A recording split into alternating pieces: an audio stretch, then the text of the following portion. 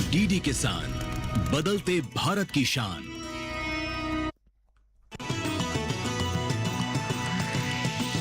DD किसान, बदलते भारत की शान।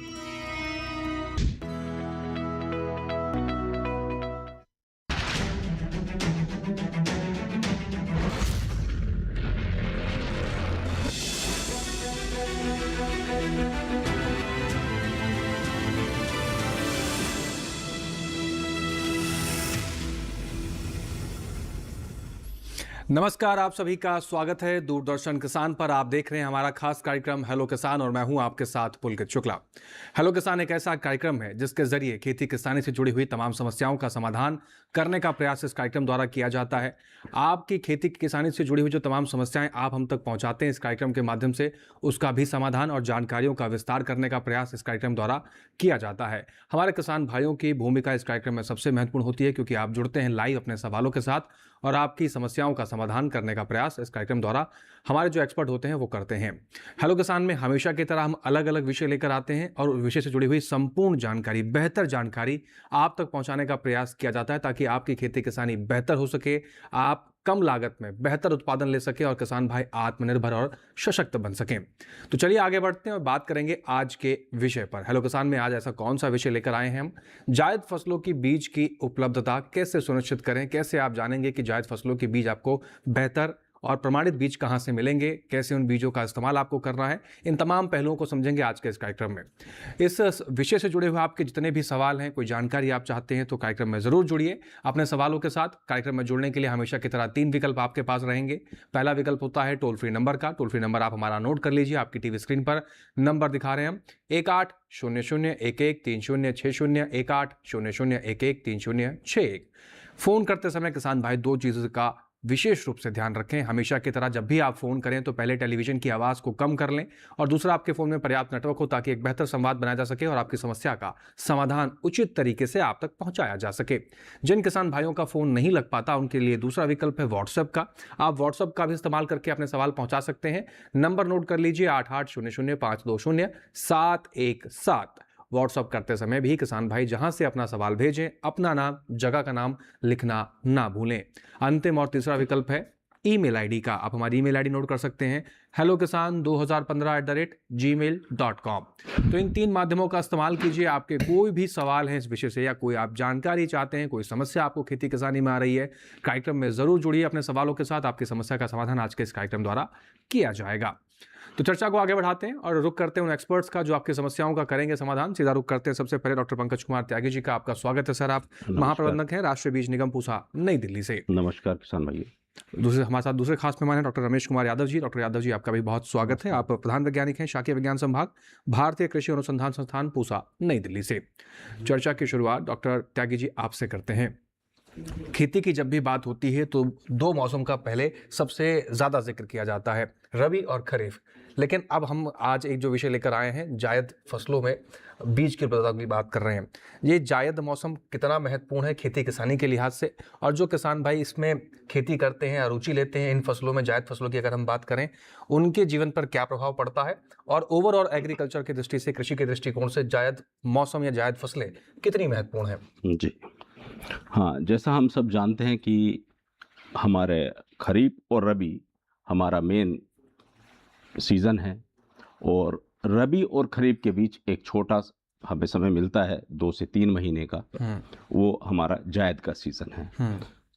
अगर हम एरिया की बात करें तो बड़ा कम एरिया हमारा जायद का है, सिर्फ 60 से 70 लाख हेक्टेयर के करीब का है, जबकि हमारा टोटल जो ग्रॉस सोइंग क्रॉप्ड एरिया है वो लगभग 195 मिलियन हेक्टेयर का है, और नेट जो हमारा सोन एरिया है वो 141 मिलियन हेक्टेयर का है। तो एक बहुत ही कम पोर्शन है जो हमें मिलता है ज़मीन का इस जायद के सीज़न के लिए। लेकिन चूंकि एक बहुत बड़ा रिसोर्स है हमारा लैंड, और हमारे पास अगर जहाँ मौके हैं, जहाँ हमारे पास पानी है, और भी कई सारी चीज़ें जिसकी वजह से ये हमारा बड़ा इम्पोर्टेंट सीज़न हो जाता है, और कुछ इम्पोर्टेंट क्रॉप हम इस सीज़न में ले पाते हैं। खासकर हमारे जो उत्तरी भारत के जो राज्य हैं, हरियाणा, पंजाब और यूपी, इसके अलावा तमिलनाडु, वहाँ पे भी एक अच्छा एरिया हमें मिल जाता है इस सीज़न में जी। तो हम जानते हैं कि सर्दी के बाद एक गर्मी का सीज़न आने वाला है और यहाँ पे गर्मी की शुरुआत हो जाती है। हमारी रबी की फसलें पकने लगती हैं और रबी की कुछ ऐसी फसलें जो जल्दी हमारी हार्वेस्ट हो जाती हैं या खरीफ के बाद हमारा एरिया खाली पड़ा है तो वहाँ हमें एक मौका मिलता है कि हम उसको यूज़ कर लें। तो ये हमारा जो 3 महीने का जो हमारे पास समय है, इसमें हम कई बहुत महत्वपूर्ण फसलें हम इसमें ले सकते हैं। खासकर हम मूंग की बात करें, मूंग के लिए ये बहुत ही अच्छा एक समय मिलता है जब हम समर मूंग की खेती हम करते हैं। हम सब जानते हैं कि मूंग में virus, yellow vein mosaic virus एक बहुत बड़ी समस्या है।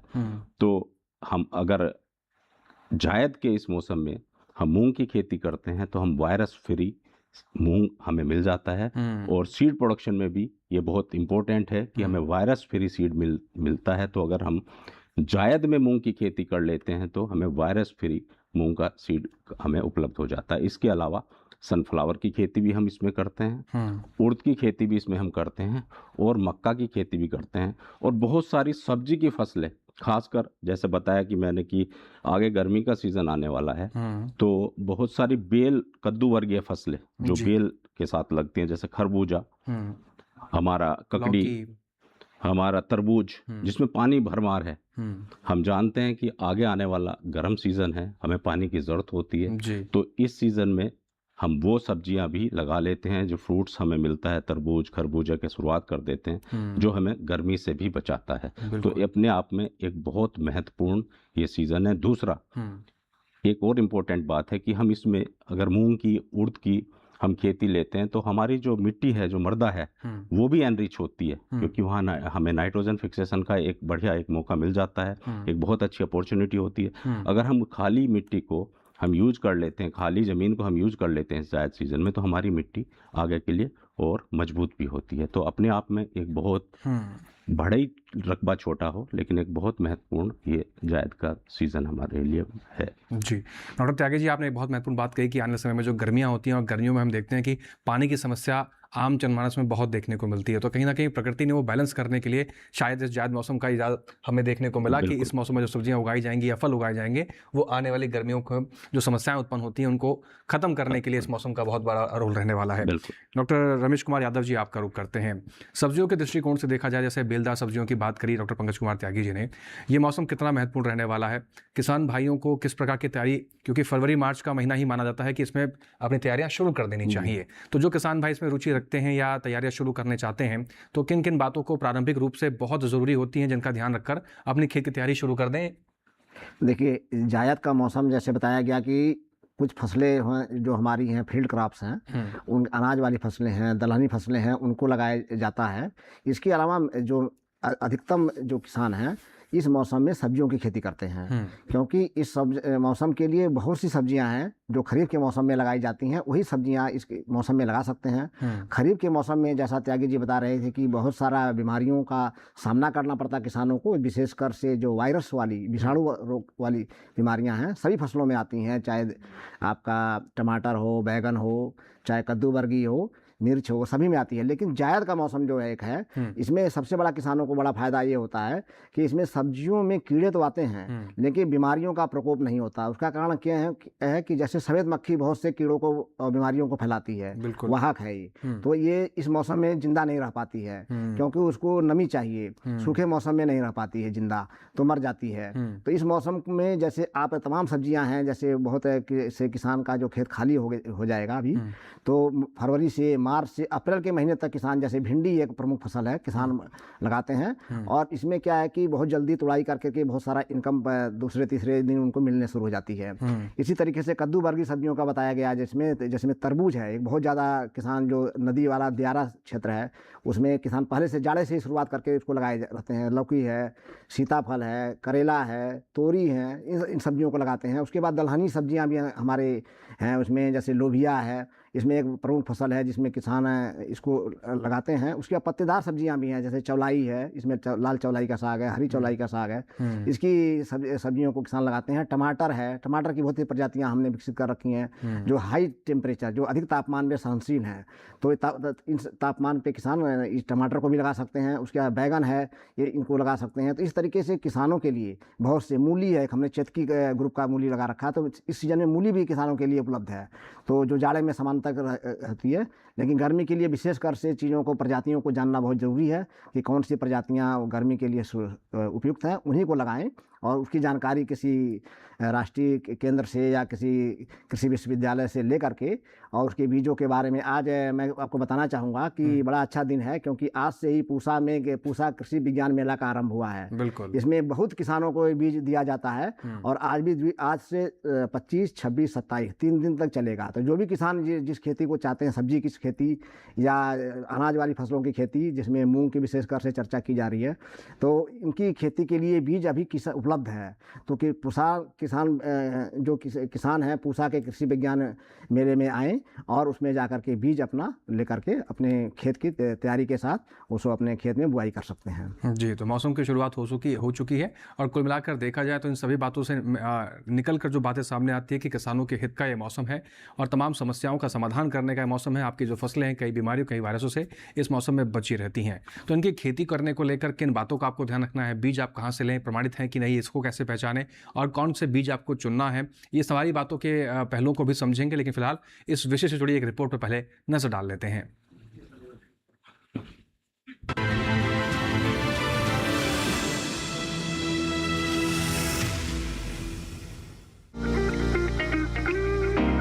रबी और खरीफ के बीच बोई जाने वाली फसलें जायद फसलें कही जाती हैं। जायद की सब्जी फसलों में प्रमुख रूप से टिंडा, तरबूज, खरबूजा, खीरा, ककड़ी, लौकी, तोरी, भिंडी और अरबी शामिल हैं। वहीं मूंग और उड़द जायद की प्रमुख दलहनी फसलें हैं।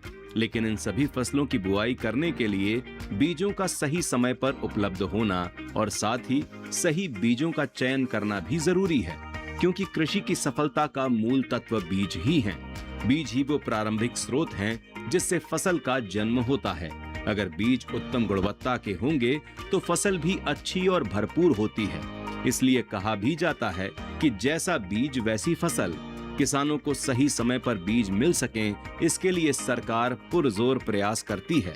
इस दिशा में राष्ट्रीय बीज निगम भी काफी सराहनीय काम कर रहा है। राष्ट्रीय बीज निगम 11 क्षेत्रीय कार्यालय के नेटवर्क के साथ देश में किसानों की जरूरतों को पूरा करने के लिए गुणवत्ता वाले बीज उपलब्ध करा रहा है। निगम के पूरे भारत में 5 फार्म, 29 उत्पाद केंद्र और 107 विपणन केंद्र खुले हैं। रही बात बीजों का चयन करने की, तो अपने इलाके और वहां की परिस्थितियों के अनुसार ही बीजों का चयन करना चाहिए। किसान बीजों का चयन करने से पहले कुछ बातों का ध्यान रखें, क्योंकि अच्छी गुणवत्ता वाले बीज मजबूत और स्वस्थ फसलों की वृद्धि के लिए जरूरी हैं। छोटे, सिकुड़े और टूटे बीजों में अंकुरण के लिए कम पोषण होता है। इस तरह के बीजों को हटाकर आप स्वस्थ पौध और फसल ले सकते हैं। फसल में कीटों और बीमारियों की रोकथाम के लिए भी अच्छे बीज का चयन जरूरी है। बीज किसी प्रमाणिक जगह से ही खरीदें। बीजों की गुणवत्ता को सुनिश्चित करने के लिए बीज प्रमाणीकरण का प्रावधान भी है। इस तरह सही जगह से उन्नत बीजों का चयन कर आप ज्यादा फसलों की बुआई कर सकते हैं।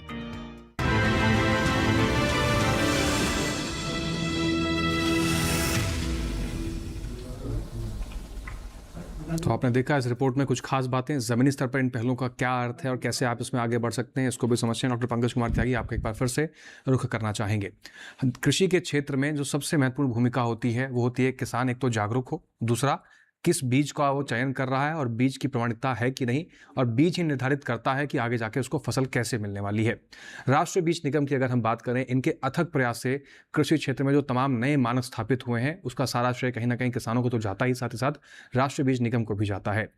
खेती किसानी की, चाहे कृषि रबी की बात करें, चाहे खरीफ की बात करें, चाहे जायद की अगर हम बात करें, राष्ट्रीय बीज निगम कैसे अपनी भूमिका का निर्वहन कर रहा है, किसानों की मांग को कैसे पूरा कर रहा है, और जो बीज की उपलब्धता है उसको कैसे सुनिश्चित करते हैं आप लोग? राष्ट्रीय बीज निगम, जैसा हम जानते हैं कि रिपोर्ट में बताया गया कि 11 हमारे क्षेत्रीय कार्यालय हैं जो देश के विभिन्न जलवायु क्षेत्र में हमारे स्थित हैं। हमारे 5 बड़े एग्रीकल्चर फार्म हैं जहां हम प्रोडक्शन ले रहे हैं, और हमारे पास लगभग 14,500 ग्रोवर्स हैं, रजिस्टर्ड ग्रोवर्स हैं, जिनके फील्ड पे भी हम प्रोडक्शन अपने विभिन्न फसलों का वहाँ की जलवायु के अनुसार कर रहे हैं। हम सालाना तौर पे लगभग 20 लाख क्विंटल के करीब का प्रोडक्शन करते हैं, और उसकी उपलब्धता हम बहुत सारे माध्यम है। हमारे अपने डीलर का नेटवर्क बहुत बड़ा नेटवर्क है। हमारे पास एफपीओ भी हैं, पैक्स, लैम्प्स, उनके ज़रिए लगभग 6,500 के करीब हमारे इस तरह से ये सारे काउंटर हैं जहां से हम बीज की उपलब्धता किसान को कराते हैं। इसके अलावा भारत सरकार की बहुत सारी योजनाओं में हमारे बीज का वितरण स्टेट एग्रीकल्चर डिपार्टमेंट की तरफ से भी किया जाता है, और हमारे पास अपने भी मार्केटिंग के डिफरेंट सेंटर हैं, अपने सेल काउंटर भी हैं, और बहुत सारे मेले, जैसे अभी डॉक्टर साहब ने बताया पूसा में भी अभी मेला चल रहा है 3 दिन का, वहाँ भी हम अपने बीज की उपलब्धता कराते हैं। और हर एक स्टेट में जहाँ पे भी एग्रीकल्चर यूनिवर्सिटी या एग्रीकल्चर डिपार्टमेंट कोई प्रोग्राम करता है, मेला करता है, उसके माध्यम से भी हम किसानों को बीज उपलब्ध कराते हैं।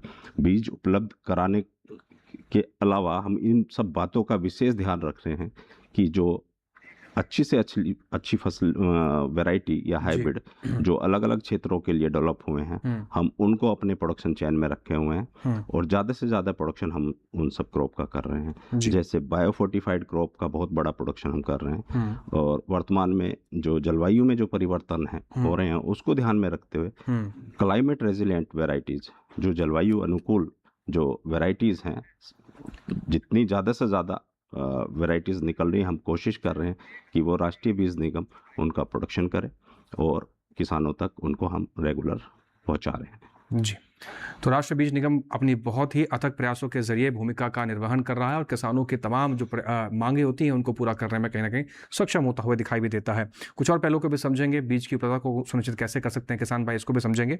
फिलहाल एक दर्शक हैं फोन लाइन के जरिए जुड़े हुए हैं, उनका रुख कर लेते हैं। सोहन सिंह हैं भरतपुर राजस्थान से। सोहन जी, आपका स्वागत है, सवाल पूछिए। सोहन सिंह जी, क्या आप हमें सुन पा रहे हैं? सोहन जी, क्या आप हमें सुन पा रहे हैं? सोहन सिंह जी, क्या आप हमें सुन पा रहे हैं? हाँ जी, मैं सर जी। जी, सवाल पूछिए। बोलिए सर जी। जी, सवाल पूछिए। हेलो जी, सोहन जी सवाल पूछिए अपना। हाँ जी। जी, सवाल पूछिए आप। सर जी, मैं कद्दू और वो लगाना चाहता हूँ, तोरई घिया, जी। जो जाल लगा हुआ है, मेरे पपीता के पौधे हैं, अमरूद के। जी है जी। जी जी मेरा है, मुझे साहब घिया और तोरई लगानी है सर जी। जी जी, मैं आपका समझ गया प्रश्न। जी, आपने कुछ बगीचे लगा रखे हैं। लगाना है मेरे को, जाल पे घिया है, तोरई और करना है, तो मैं खाद का उपयोग करना है। केंचुआ वाला खाद तो मैंने मिला दिया गड्ढे में, जी भी डालना है क्या थोड़ा बहुत? जी सोहन जी, आपके सवाल को हम समझ गए, आपके सवाल को शामिल करते हैं और आपका समाधान भी करते हैं, लेकिन फिलहाल आपको यहाँ रुकना होगा एक छोटे से ब्रेक के लिए। ब्रेक के उस पार आपकी समस्या का समाधान करते हैं। आप बने रहें, देखते रहें कार्यक्रम हेलो किसान।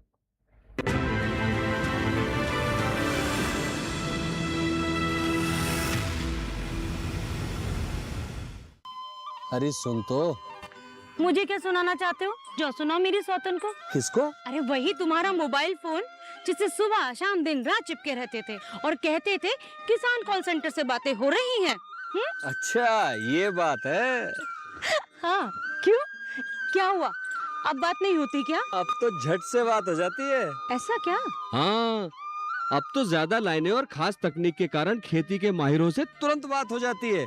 और अगर कभी लाइन व्यस्त हो तो अपनी समस्या फोन पर रिकॉर्ड करा दो, वहाँ से फोन आ जाता है और समस्या की हल का मैसेज भी आ जाता है। ये देखो, आ गया। अरे वाह, इसका मतलब इंतजार की घड़ी अब खत्म। हाँ। तभी मैं सोचूं कि आजकल मुझ पर इतना प्यार क्यों आ रहा है। कृषि संबंधी समस्याओं का अपनी भाषा में तुरंत हल पाने के लिए पूरे भारत में किसी भी फोन से हेल्पलाइन नंबर पर संपर्क करें। किसानों का दोस्त किसान कॉल सेंटर।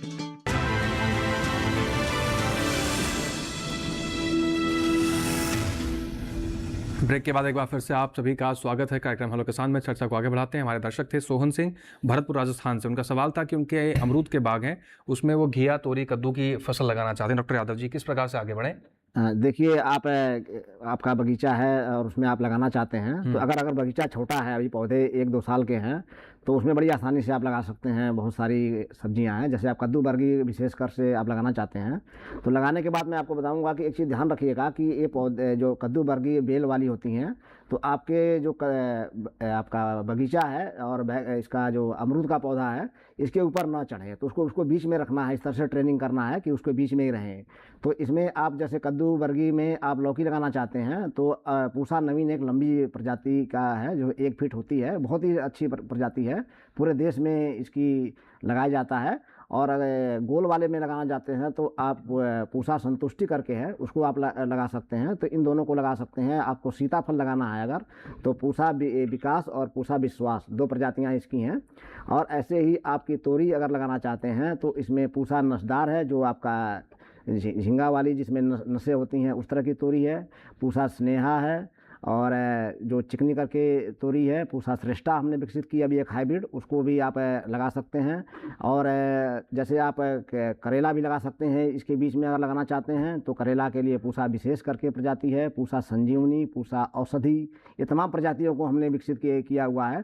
और पूसा हाइब्रिड 4 करके प्रजाति अभी नई विकसित हुई है, जिसमें मादा फलों की संख्या बहुत ज़्यादा होती है।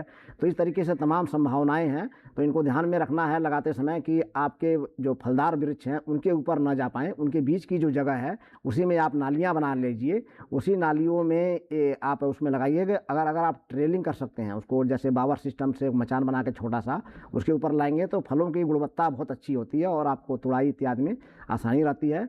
शुरुआती तौर में जैसे आप लगाएंगे बीज का उपचार जरूर करिए। और जहाँ पर आपको लगाना है, आपने कहा कि कुछ खाद इत्यादि डाल रखा है, तो उसमें मैं कहूँगा तो गोबर के साथ आप ट्राइकोडर्मा, नीम की खली इत्यादि का भी प्रयोग करिए। इससे क्या होता है कि आपके जो बीमारियां या कीड़े आने वाले हैं फसल के लिए, उनसे बचाव हो जाता है। और आपका और भी तमाम जो उपाय हैं, नीम का तेल बीच बीच में उसका, या नीम का अर्क है उसका छिड़काव भी करती है। तो आप इस तरीके से करिए कि जो आपकी जो फसल है शुरुआती तौर से इसको ध्यान देते रहिए, बीमारियों का ना आए और आपके मेन फलों में ना चढ़ पाए। तो इन चीज़ों का ध्यान रखेंगे। उपचारित बीज को सही संस्थान से, जैसे राष्ट्रीय बीज निगम से भी ले सकते हैं, उनके यहाँ भी बहुत सी प्रजातियों के बीज मिलते हैं। हमारे पूसा संस्थान के तमाम सेंटर हैं, करनाल है वहाँ से मिलता है, पूसा संस्थान दिल्ली में है, यहाँ से मिलता है। ऐसे कृषि विश्वविद्यालय बहुत सारे हैं देश में, वहाँ से भी इनके बीज मिलते हैं, उनके अपने बीज रहते हैं। इन बीजों को आप गुणवत्ता वाले बीज, प्रमाणित बीजों को लगाइए और उपचारित करके, या उपचारित पहले से अगर हैं तो उनको आप प्रयोग करिए। जी, तो इस प्रकार से सोहन जी आप आगे बढ़ सकते हैं। फिलहाल एक दर्शक हैं, उनका वीडियो प्रश्न हमें प्राप्त हुआ है, उनका रुख कर लेते हैं। नंदस्वरूप मिश्रा हैं, बाराबंकी उत्तर प्रदेश से। आइए देखते हैं क्या सवाल है इनका। नमस्कार सर, मैं नंदस्वरूप मिश्रा हूँ, बाराबंकी विकासखंड सूरतगंज, गांव मेरा बसोली पड़ता है। मैं जानना डॉक्टर साहब ये चाहता हूँ कि जो जायद की बीज की उपलब्धता है, तो हम बीज तो ले आए, मतलब हमको कितने दिन पहले बीज खरीदना चाहिए? क्योंकि जायद में हमें अपनी फसल बोनी है, उसमें उड़द है, मूंग है, नाना प्रकार की चीज़ें हैं। तो ऐसी दशा में हम अपने बीज को सुरक्षित किस स्थान पर रखें जिससे हमारा बीज सुरक्षित रहे? और एक चीज़ और मैं जानना चाहता हूँ, उसके साथ हम उसको टेस्टिंग के लिए हमें कितने दाना भिगोएं, कितना उम्र जाम रहा है, तो हम जाना ये हमारा बीज जो है 100% एकदम सही है। अगर कम जमान हो रहा तो हमारा बीज खराब है, तो इसका टेस्ट हम कैसे करें, ये डॉक्टर साहब आपसे जानना चाहता हूँ। जी, तो बहुत ही महत्वपूर्ण सवाल नंदस्वरूप मिश्रा जी ने पूछा है। डॉक्टर पंकज कुमार त्यागी जी, सभी पहलुओं को समझा दीजिए। जी हाँ, मैं किसान भाई को बताना चाहूँगा कि आप जब भी कभी बीज लें तो प्रमाणित बीज ही लें, और जहाँ से भी बीज लें वो ऑथेंटिक सोर्स हो। आप किसी भी एजेंसी से जहाँ से भी आप बीज लेंगे वो उनका अथोराइज पर्सन हो, अथोराइज डीलर हो, वहाँ से ही बीज लें। और जो आपको प्रमाणित बीज जो आपको दिया जाता है वो पहले से टेस्टेड बीज है, पहले से उसका परीक्षण किया हुआ है और वो मानकों के अनुसार खरा उतरा है, तभी उसको पैक करके आपको दिया गया है। तो पहले तो ये है कि अगर आपने प्रमाणित बीज खरीदा है तो उसको आपको टेस्ट करने की आवश्यकता नहीं है। जी, फिर भी अगर आप उसको टेस्ट करना चाहते हैं तो आप कोई लैब में, आप कोई आसपास अगर कोई लैब है, एग्रीकल्चर डिपार्टमेंट की है, किसी कृषि विश्वविद्यालय की है, या केवीके की है, अगर वहाँ पे आप सैंपल देंगे तो टेस्ट रिजल्ट भी आपको दे देंगे। और अगर ये भी संभव नहीं है और आप खुद ही कुछ दाने लेके आप उगाना चाहते हैं तो आप जूट बैग में उसको गीला करके आप गिन के कुछ दाने रख लें, जैसे 50 या 100, और उसको आप देख लें कि कितना जमाव आया सप्ताह के बाद। और एक मोटा सा बात है कि 80% के आसपास आपका जमाव आना चाहिए जी। इवन उससे ज़्यादा भी आएगा, पर अगर यहाँ तक भी आया तो आपका जो है बीज बहुत अच्छा बीज है। ये मैं सभी फसलों के लिए मैं कह रहा हूँ, उसमें कुछ फसलों में 70% भी हो सकता है, कुछ के लिए 80 से 90 तक भी हो सकता है, पर 80 को आप मान के चलें तो एक आप अपना परीक्षण भी खुद कर सकते हैं। जहाँ तक बीज रखने की बात है, अगर आप जायद के लिए आप बीज लेंगे तो अभी कोई टेम्परेचर ज़्यादा नहीं है, कोई परेशानी नहीं है, आप 10 दिन पहले 20 दिन पहले आप लेके आगे, हाँ आप उसको सुरक्षित जगह पे रखें। और इवन आप अगर खरीफ सीज़न में भी लेके आए, चूँकि उस टाइम थोड़ा सा टेम्परेचर ज़्यादा बढ़ जाता है, तो आप रूम टेम्परेचर जो 25 डिग्री के आसपास का टेम्परेचर है आप उसमें रखें। हाँ, उसको कहीं नमी वाली जगह पे मत रखें जी। उसको आप अगर चूहे वगैरह हैं, गिलहरी हैं, उनसे बचा के रखें। तो इन्हीं सब चीज़ों का आपको ध्यान रखना पड़ेगा जी। इसके साथ एक और दर्शक हैं, उनका भी सवाल ले लेते हैं। फ़ोन लाइन के जो जुड़े हुए हैं, विपिन हैं सागर मध्य प्रदेश से। विपिन जी, आपका स्वागत है, सवाल पूछिए। जी नमस्कार सर। नमस्कार जी। मेरे 2 सवाल थे। पहला ये जानना चाह रहा सर कि जैसे जायद में हम लोग मूंग बोते हैं, तो देखा जाता है कि जो कुछ चुनिंदा किस्में होती हैं, जैसे विराट है मूंग की और एक और शिखा है, तो आसपास के यहाँ हम लोग जैसे खोजते हैं इन किस्मों को तो नहीं मिल पाती हैं। तो ऐसी अवस्था में क्या करना चाहिए कि जो किस्में अच्छी आप लोगों के द्वारा बताई जाती हैं वो उपलब्ध नहीं हो पाती हैं, तो ऐसे क्या पर हम हमें खोज सकते हैं और कोई ऑनलाइन व्यवस्था है इसके लिए? बिल्कुल, बहुत महत्वपूर्ण सवाल। डॉक्टर पंकज कुमार त्यागी जी। हाँ विपिन जी, मैं आपको बताना चाहूँगा कि जो आपने मूंग की जो वैरायटी बताई है, विराट और शिखा, दोनों ही अपने आप में बहुत अच्छी वैरायटी हैं। उसके अलावा और भी बहुत सारी वैरायटी हैं जो अच्छा पैदावार भी दे रही हैं और वो वायरस के लिए भी रेजिस्टेंट वैरायटीज़ हैं। जहाँ तक आपको इसकी जानकारी, पूरी जानकारी आपको अपने क्षेत्र के इस जलवायु को देखते हुए आपके नज़दीकी जो भी कृषि विज्ञान केंद्र है या जो भी एग्रीकल्चर यूनिवर्सिटी है, वहाँ से आप इसकी पूरी जानकारी ले लें कि आपके लिए सबसे अच्छी कौन सी वैरायटी वहाँ के लिए रिकमेंडेशन की हुई है। इसके अलावा जो बीज का आपने ऑनलाइन लेने के लिए कहा कि हमारा राष्ट्रीय बीज निगम ONDC के माध्यम से भी बीज उपलब्ध करा रहा है। आप वेबसाइट पे आप चेक कर लें और जो भी आपका ऑर्डर होगा वो आपके पास जो है राष्ट्रीय बीज निगम द्वारा सप्लाई कर दिया जाएगा। जी, तो इस प्रकार से आप अपने बीज की उपलब्धता को सुनिश्चित कर सकते हैं। डॉक्टर पंकज कुमार त्यागी जी, एक बार फिर से आपका रुख करेंगे, क्योंकि यहाँ पर जायद फसलों की खेती को लेकर कई बातें हो रही हैं। अगर हम सिर्फ सीड प्रोडक्शन की अगर हम बात करें और अगर कोई किसान भाई बेहतर सीड प्रोडक्शन कर लेता है तो क्या राष्ट्रीय बीज निगम में उसको जगह मिल सकती है, उसके सीड की जगह मिल सकती है? और दूसरा, केवल अगर किसान भाई सीड प्रोडक्शन को लेकर काम करना चाहता है जायद के मौसम में, तो राष्ट्रीय बीज निगम द्वारा क्या उसकी सहायता की जा सकती है? जी, राष्ट्रीय, जैसा मैंने बताया कि हमारे पास लगभग 14,500 हमारे फार्मर्स हैं जो पूरे इंडिया में अलग अलग एग्रो क्लाइमेटिक जोन में हमारे रजिस्टर्ड ग्रोवर हैं। और आगे भी जो किसान भाई हमसे जुड़ना चाहते हैं तो वो अपना रजिस्ट्रेशन हमारे यहाँ जो है करा लेंगे एक बार, और उनका 3 साल के लिए वो हमारे यहाँ रजिस्टर्ड हो जाएंगे। फिर आगे वो रिन्यूअल भी होता रहेगा और आगे लगातार वो हमारे यहाँ सीड प्रोडक्शन चेन में जुड़े रहेंगे। तो जो सामान्य रूप से जो किसान जिस तरह से खेती कर रहे हैं, बीज प्रोडक्शन में कोई बहुत ज़्यादा बड़ा काम नहीं करना है, कोई बहुत बड़ा कोई रॉकेट साइंस नहीं है, वो यहाँ रजिस्टर्ड हो जाएंगे। बाकी हम उसको जो भी स्टेट की जो सीड सर्टिफिकेशन एजेंसी है उसके साथ हम उसका रजिस्ट्रेशन भी करा लेंगे। तो अभी अगर वो जायद से स्टार्ट करना चाहते हैं तो जायद में उनके यहाँ अभी मूंग का जो अच्छा एक सभी स्टेट में मूंग का एक अच्छी संभावना है। समर से मूंग के प्रोडक्शन से कर सकते हैं, उड़द का प्रोडक्शन कर सकते हैं। इसके अलावा फोडर का भी कुछ प्रोडक्शन हो सकता है। और अगर कर्नाटका वगैरह में है तो वहाँ पे सनफ्लावर का प्रोडक्शन भी हो सकता है और मेज का प्रोडक्शन भी हो सकता है। तो किसान भाई हमसे जुड़ सकते हैं राष्ट्रीय बीज निगम से ये प्रोडक्शन जो प्रोग्राम में हमारे प्रोडक्शन चैन में वो हमारा हिस्सा बन सकते हैं। जी, डॉक्टर रमेश कुमार यादव जी, आपका रुख करते हैं और बात करते हैं ककड़ी और खीरे को लेकर। ककड़ी खीरे की भी डिमांड बहुत ज़्यादा रहती है जायद मौसम होने के बाद, अगर जून जुलाई या मई जून की अगर हम बात करें, और ये मौसम उसके साथ बुआई के साथ शुरू हो चुका है। ककड़ी और खीरे को लेकर किसान भाई अगर बुआई करना चाहते हैं, कौन कौन से उच्चतम क्वालिटी के बीज हमारे पास उपलब्ध हैं, उसकी जो उपलब्धता है वो कहाँ से सुनिश्चित किसान भाई कर सकते हैं? और जैसे हमारे दर्शक का सवाल था कि कई ऐसी किस्में होती हैं जो हम लोग चैनल के द्वारा या किसानों को बताते तो हैं, लेकिन उनको मिल नहीं पाता है। तो उस क्षेत्र में अगर उनको नहीं मिल पा रहा है तो कहाँ से संपर्क करें? और केवल ककड़ी और खीरा को लेकर अगर किसान भाई आगे बढ़ना चाहते हैं, कौन से बीज का चुनाव करें, उसकी प्रामाणिकता को कैसे सुनिश्चित करें? देखिए, ककड़ी और खीरा की स्पेशली दो ही चीज़ की अगर खेती के बारे में आपने चर्चा करना चाह रहे हैं तो खीरा एक बहुत व्यापक तरीके से लगाई जाती है। तो खीरा दो तरीके से लगाया जाता है। एक कुछ किसान इसको पाली हाउस जो प्रोटेक्टेड कंडीशन है उसमें भी लगाते हैं, कुछ किसान इसको खुले खेत में भी लगाते हैं। बिल्कुल। तो दोनों की प्रजातियां अलग अलग होती हैं। किसान भाई विशेषकर से ध्यान रखें कि जो खीरा आप पाली हाउस के अंदर लगाना चाहेंगे वो बाहर में नहीं लगता है, उसमें बाहर में फल नहीं बनेंगे और अच्छे गुणवत्ता के नहीं बनेंगे। और जो बाहर का खीरा होता है तो वो अंदर नहीं लगता है। तो हम आपको कुछ प्रजातियों का खीरा के बारे में पहले चर्चा कर लें कि जैसे आपके पास नेट हाउस है या कोई पाली हाउस है। जैसे इस समय आप लगाना चाहते हैं तो मैं कहूँगा नेट हाउस में लगाइए, क्योंकि पाली हाउस में थोड़ा सा तापमान बढ़ जाएगा तो उसमें अच्छा नहीं परफॉर्म करेगा। तो नेट हाउस में लेकिन अभी लग जाएगा खीरा।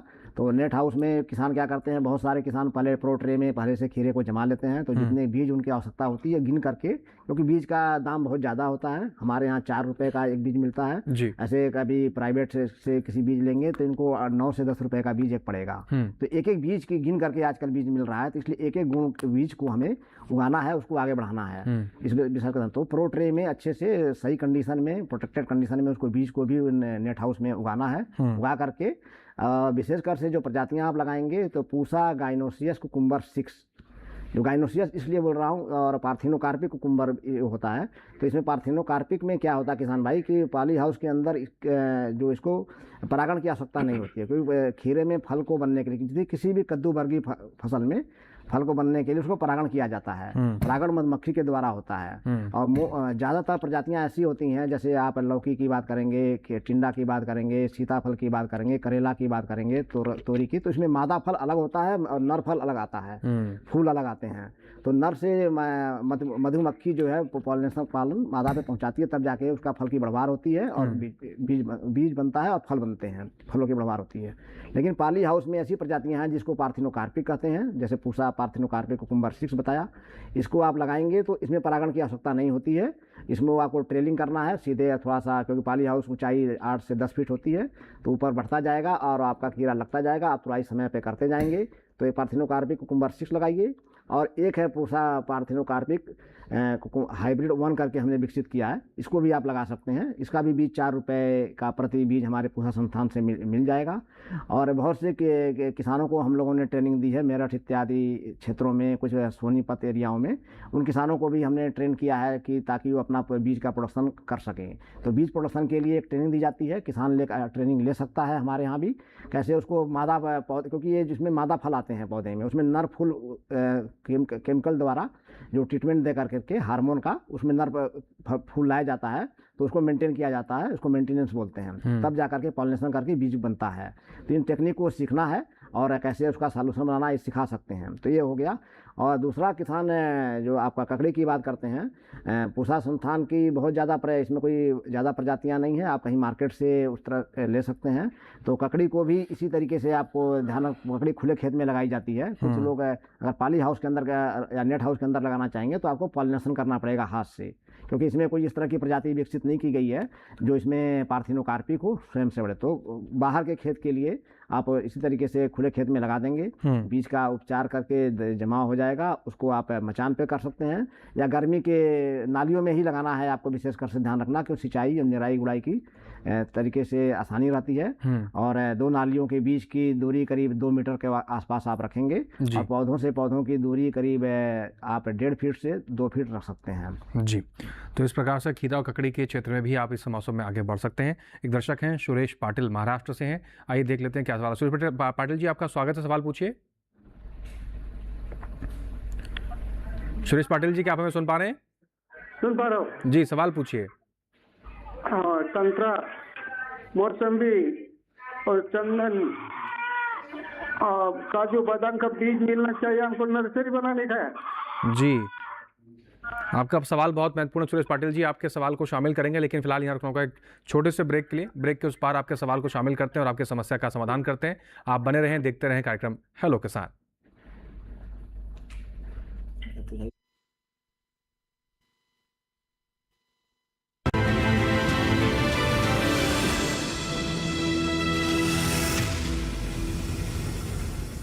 डीडी किसान ने कर ली है तैयारी। यहां मिलेगी पशुपालन की हर एक जानकारी, घर आंगन से लेकर व्यवसायिक फार्म तक, मुर्गी पालन से लेकर रेगिस्तान के जहाज तक। बीमारियों से पशुपालक बिल्कुल ना हो परेशान। विशेषज्ञ करेंगे आपकी समस्या का समाधान। देखिए अपना पशु चिकित्सक हर रविवार शाम 6:30 बजे दूरदर्शन किसान पर।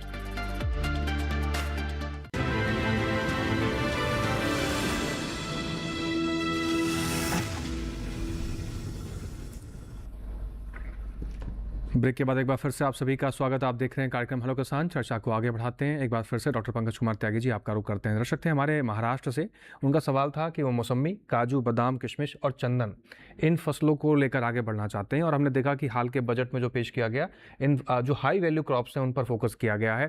किसान भाइयों को प्रेरित किया जा रहा है कि इन फसलों का भी चयन करें। तो जैसे हमारे किसान भाई जागरूक भी हैं और शायद इसी वजह से इन्होंने इस तरफ रुख करने का फैसला किया है। इस क्षेत्र में जो किसान भाई आगे बढ़ना चाहते हैं, तो इनके बीज कहाँ से इनको मिल सकते हैं, इनकी पहुंच कैसे सुनिश्चित की जाएगी, डॉक्टर पंकज कुमार त्यागी जी? जी हाँ, मैं बताना चाहूँगा कि जो आप नर्सरी का जो बिज़नेस करना चाहते हैं, तो नर्सरी के बिज़नेस के लिए आपको बहुत ज़रूरी है कि आपके पास मदर प्लांट होने चाहिए। सबसे पहले आपको जो भी आप पौधे तैयार करना चाहते हैं, उसके लिए आपके पास पूरी व्यवस्था हो मदर प्लांट की। आप हमारे जो ICR के जो बहुत सारे इंस्टीट्यूट हैं, और या आपके स्टेट एग्रीकल्चर यूनिवर्सिटी जो महाराष्ट्र में 4 एग्रीकल्चर यूनिवर्सिटी हैं, वहाँ से आप जानकारी ले सकते हैं कि आपको कौन कौन से पौधे आप लगा सकते हैं वहाँ पे, आपकी अपनी जो भी आपकी वहाँ की एग्रो क्लाइमेट कंडीशन है उसके अनुसार। और क्या उसके लिए आपको रूट स्टॉक की व्यवस्था आपके पास यूनिवर्सिटी से हो सकती है या ICR इंस्टीट्यूट से हो सकती है। और जो ऊपर सायन जो लगाना होगा, उसके लिए मदर प्लांट जो भी आपको लेने होंगे वो भी इंस्टीट्यूट से पता कर सकते हैं। और इसके लिए एक ट्रेनिंग की भी आपको बहुत आवश्यकता होगी, वो भी आप किसी एग्रीकल्चर यूनिवर्सिटी या हॉर्टिकल्चर यूनिवर्सिटी या कॉलेज से आप ज़रूर ले लें। क्योंकि जो आजकल ग्राफ्टिंग, बर्डिंग और बहुत सारे मेथड हैं, आर्चिंग, लेयरिंग, जिसके ज़रिए पौधे तैयार किए जा रहे हैं, और टिश्यू कल्चर से भी पौधे तैयार कर रहे हैं। तो आप किस स्तर पे कितना बड़ा ये एक वेंचर आप करना चाहते हैं, उसी हिसाब से आप इंस्टीट्यूट में ट्रेनिंग ले लें। और मदर प्लांट जो है, जो आपको लेने ज़रूरी होंगे, चाहे रूट स्टॉक तैयार करना हो, चाहे आपको सायन तैयार करना हो, तो वहाँ से आपको हेल्प मिल जाएगी। और इसके लिए आपका हॉर्टिकल्चर डिपार्टमेंट या नेशनल हॉर्टिकल्चर बोर्ड, वहाँ से भी किसान भाई को एक अच्छी तकनीकी जानकारी, यहाँ तक कि आर्थिक रूप से भी कोई सहायता वहाँ से मिल सकती है। जी हाँ, तो इस तरीके से आप आगे बढ़ सकते हैं, बीजों की जो पहुंच है उसको सुनिश्चित कर सकते हैं। एक दर्शक हैं फ़ोन लाइन के जरिए जुड़े हुए हैं, आइए उनका भी रुख कर लेते हैं। राम जी लाल हैं यमुनानगर हरियाणा से। राम जी आपका बहुत स्वागत है, सवाल पूछिए। राम जी लाल जी, टेलीविज़न की आवाज़ कम कर लीजिए, फिर सवाल पूछिए।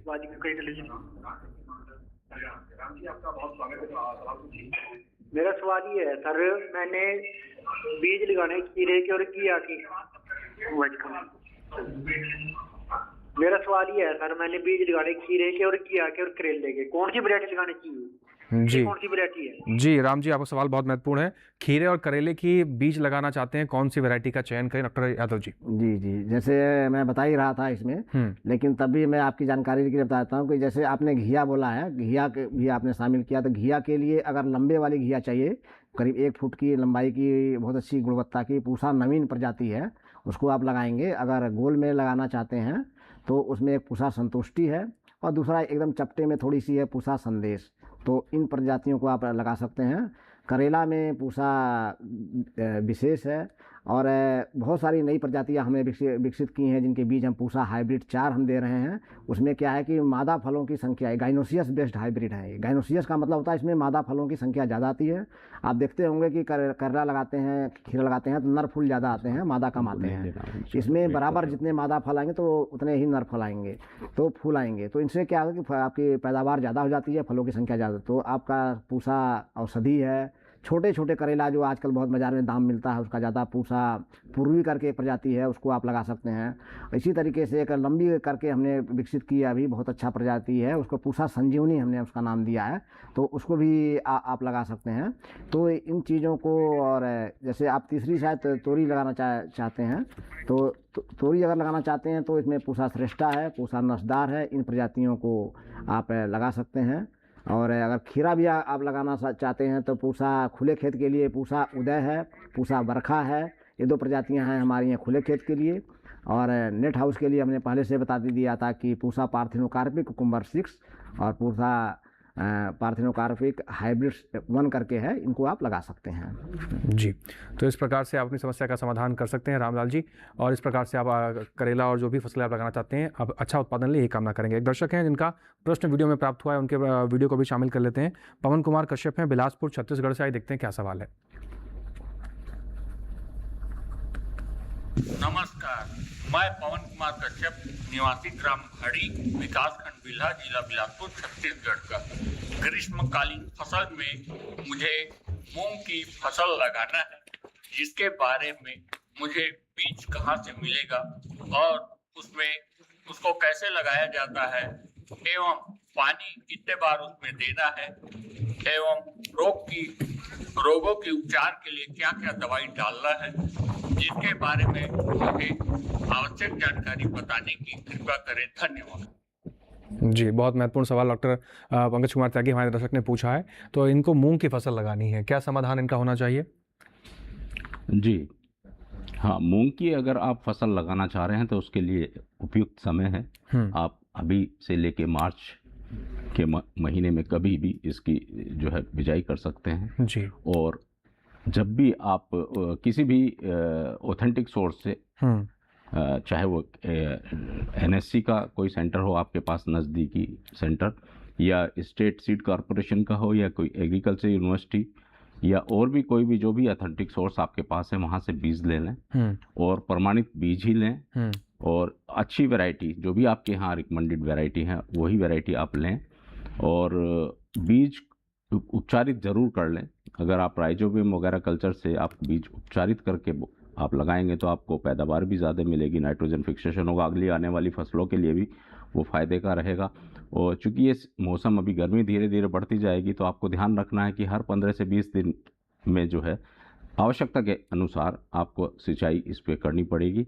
और यहाँ पे थोड़ा सा ध्यान ये भी देना होगा कि कुछ ऐसे कीट पतंगे वेक्टर जो रहेंगे जो वायरस का स्प्रेड करते हैं, उसके लिए इमिडाक्लोपिड वगैरह का भी आपको जो है समय समय पे आवश्यकता अनुसार स्प्रे करना होगा।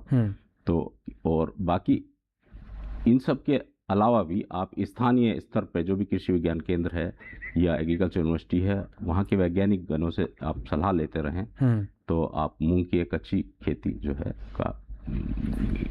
कर सकते हैं। जी, तो मूंग की अच्छी खेती आप इस प्रकार से कर सकते हैं और अच्छा खासा मुनाफा लेंगे, यही हम कामना करेंगे। डॉक्टर रमेश कुमार यादव जी, आपका रुख करते हैं और कुछ और सवालों को शामिल करते हैं।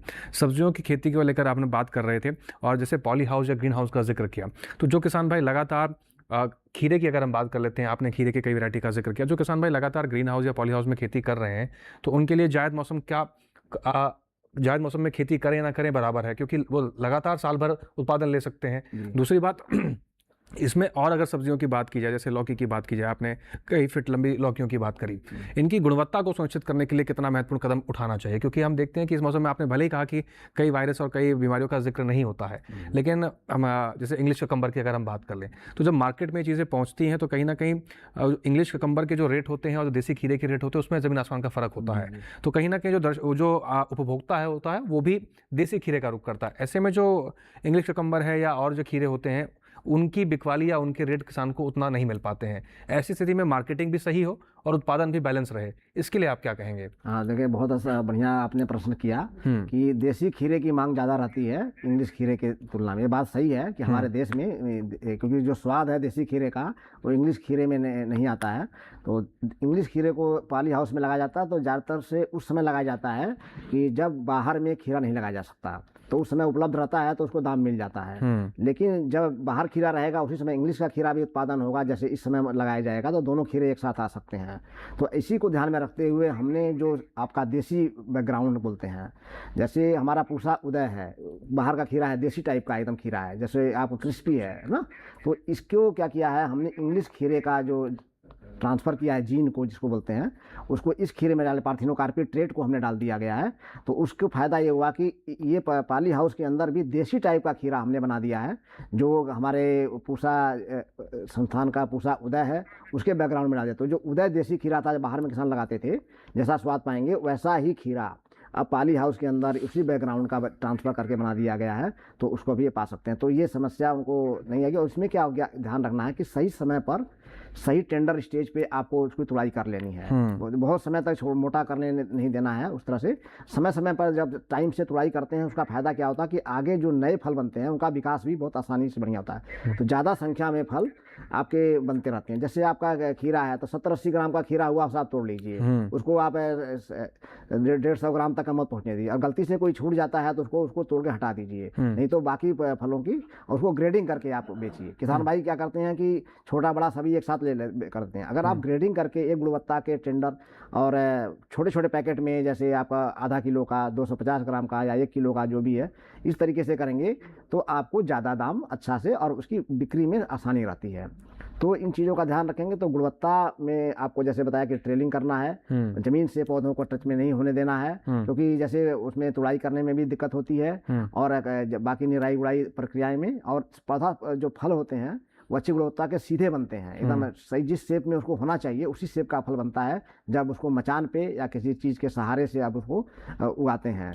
और बाकी जो शस्य क्रियाएँ करने में भी बहुत आसानी होती है। मैकेनाइजेशन आप कर सकते हैं, बीच में आसानी से आप मशीन के द्वारा ही, ट्रैक्टर के द्वारा ही आप चला करके घास इत्यादि का निराकरण कर सकते हैं। तो इन चीज़ों का आप ध्यान रखेंगे। और लाइनों में लगाएंगे आप, जो नर्स पौधा लगाया जाता है अगर खुले क्षेत्र में लगा रहे हैं तो नालियों में लगाते हैं हम, तो नालियों में खाद पानी और पानी की बचत होती है दोनों, क्योंकि उसी एरिया में दिया जाता है, बाकी क्षेत्र में नहीं जाता है। और बीच के स्थान का आप किसी पत्तेदार सब्जी को, धनिया को, चाहे पालक को, इसको लगा करके भी डबल मुनाफा लगा सकते हैं। जी, तो इस प्रकार से आप इन ग्रेडिंग करके आप बेहतर उत्पादन भी ले सकते हैं। फिलहाल एक दर्शक हैं, उनका वीडियो प्रश्न हमें प्राप्त हुआ है, देख लेते हैं उनका क्या सवाल है। गगन है हरिद्वार से, आइए देखते हैं क्या सवाल भेजा है। सभी को मेरा नमस्कार। मेरा नाम गगन है और मेरा गांव खजूरी है, डिस्ट्रिक्ट हरिद्वार, उत्तराखंड से। तो मेरा डॉक्टर साहब से एक सवाल है, मेरा क्वेश्चन है। मैं नर्सरी भी लगाता हूँ प्लांट्स वगैरह की, तो गर्मी का जैसा मौसम है तो उसके लिए अगर हम बीज का उत्पादन करना चाहिए अपना, तो कौन सी संस्था से जुड़ सकते हैं, कैसे करेंगे, उसके बारे में थोड़ा मुझको जानकारी चाहिए। तो डॉक्टर साहब मुझे उसके बारे में बताइए। धन्यवाद। जी, इनका सवाल बहुत महत्वपूर्ण, इनके सवाल को शामिल करेंगे, लेकिन फिलहाल यहाँ रुकना एक छोटे से ब्रेक के लिए। ब्रेक के उस पार इनकी समस्या का समाधान करेंगे। तब तक आप सभी बने रहें, देखते रहें कार्यक्रम हेलो किसान।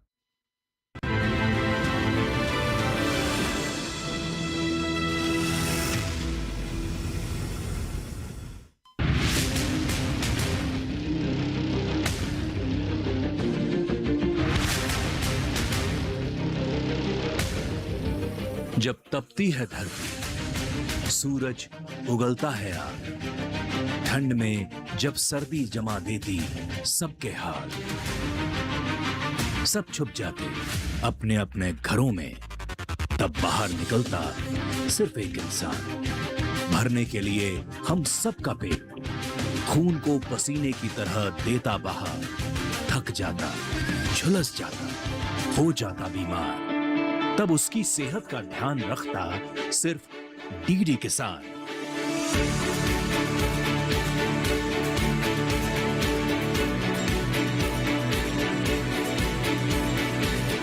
देखिए स्वस्थ किसान शनिवार शाम 6 बजे लाइव, सिर्फ दूरदर्शन किसान चैनल पर।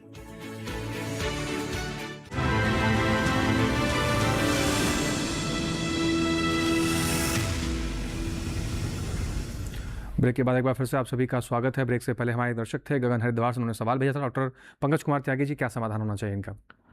हाँ गगन जी, जैसा आपने हरिद्वार जिला से ये सवाल किया है कि वो बीज प्रोडक्शन करना चाहते हैं और किस संस्था से जुड़ सकते हैं, तो मैंने पहले भी कहा कि आप राष्ट्रीय बीज निगम, जो हम उत्तराखंड में भी हमारी प्रेजेंस है और हमारा रुद्रपुर काशीपुर में हमारा ऑफिस है, यहाँ आपके आसपास फिर मेरठ में भी हमारा ऑफिस है, तो आप किसी भी ऑफिस से आप कांटेक्ट कर सकते हैं और हमारे रजिस्टर्ड ग्रोवर के रूप में आप बीज का प्रोडक्शन शुरू कर सकते हैं।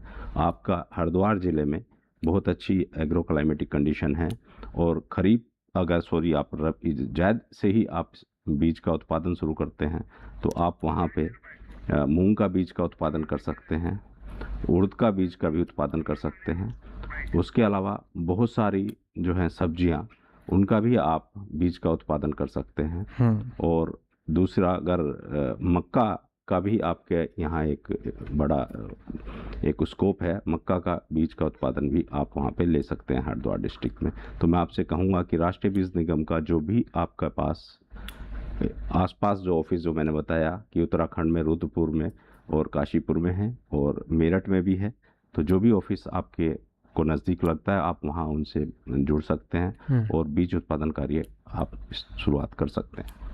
जी, तो इस प्रकार से समाधान आप कर सकते हैं गगन जी। फिलहाल एक दर्शक हैं, उनका भी रुख कर लेते हैं, उन्होंने भी अपना प्रश्न वीडियो बना के भेजा है। दर्शक हैं कप्तान सिंह अंबाला पंजाब से, आइए देखते हैं क्या सवाल है। डॉक्टर साहब, सर मैं अंबाला से कप्तान सिंह हूँ जी, और मैं गेहूँ और अन्य फसलों की बिजाई करता हूँ। कृपया डॉक्टर साहब मुझे यह बताया जाए, जैसे आज के अब गर्मी मार्च के अंदर और फरवरी के अंदर बहुत ज़्यादा गर्मी हो चुकी है जी, वे ऐसी कौन सी फसल लगाई जाए जो इस मौसम के तहत हमें अच्छी पैदावार दे, जिससे इनकम भी अच्छी हो, और अंबाला के लिए कोई जो सबसे बढ़िया फसल होगी, कृपया इसके बारे में मुझे जानकारी दीजिए। थैंक यू जी। बहुत महत्वपूर्ण सवाल है डॉक्टर पंकज कुमार त्यागी जी।